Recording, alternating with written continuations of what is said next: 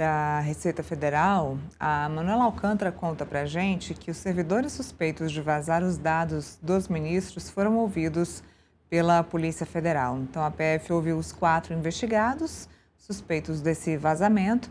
Os depoimentos ocorreram ainda nesta terça-feira, logo após a operação, e foram colhidos pelos investigadores para evitar eventual combinação de versões entre servidores da Receita e do SERPRO.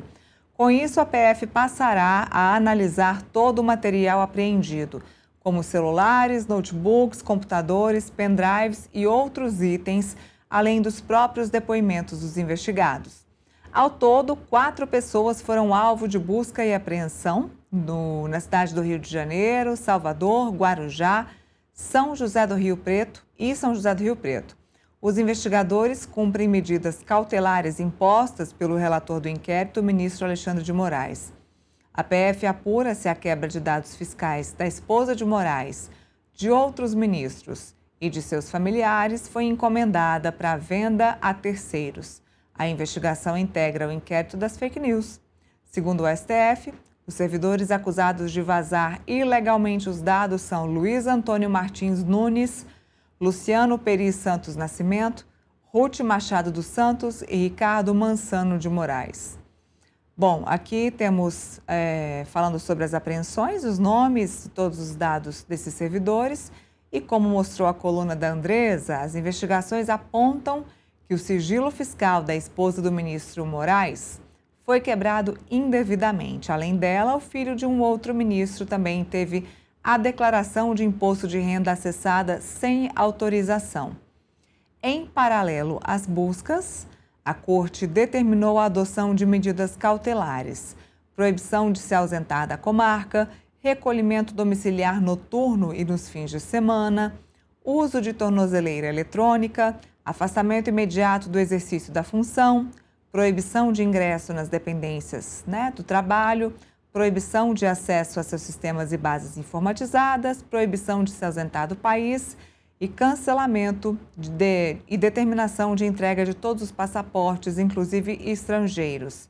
E tem um relatório que precisa ser entregue ao Supremo Tribunal Federal, ao ministro Alexandre de Moraes. Então é isso, Felipe. A gente vai ver ao longo dos dias os desdobramentos deste relatório, desses depoimentos e de tudo que vai sair a respeito dessa operação da Polícia Federal e da investigação interna que já acontecia dentro da Receita, e inclusive a Receita que se manifestou dizendo que vai ser muito dura com essa operação, tal qual estava sendo com a operação, com a investigação que já acontecia dentro da Receita Federal. Eu não sei que dureza é essa, que já acontecia desde 2023 e que não tinha resultado nenhum, mas enfim, vamos ver que dureza é essa que a Receita Federal vai aplicar aos seus servidores. A federal, ela tem que investigar os servidores públicos, tem que tomar as medidas necessárias e cabíveis para coibir,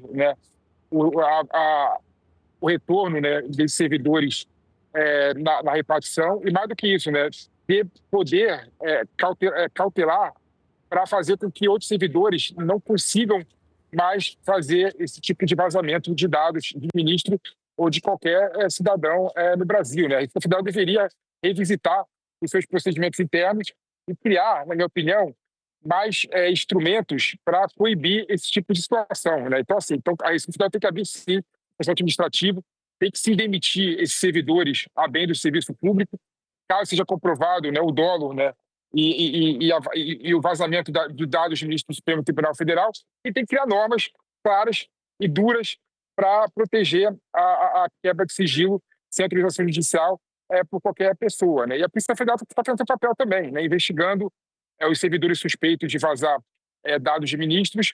Então, em relação a isso, não tem nenhum tipo de questionamento. O que tem questionamento, de fato, é que, infelizmente, o Alexandre de Moraes se utilizou do inquérito das fake news, que é um inquérito que deveria ser específico para tratar das fake news, e colocou nesse inquérito esse fato, o vazamento de informações e dados do ministro do Supremo Tribunal Federal.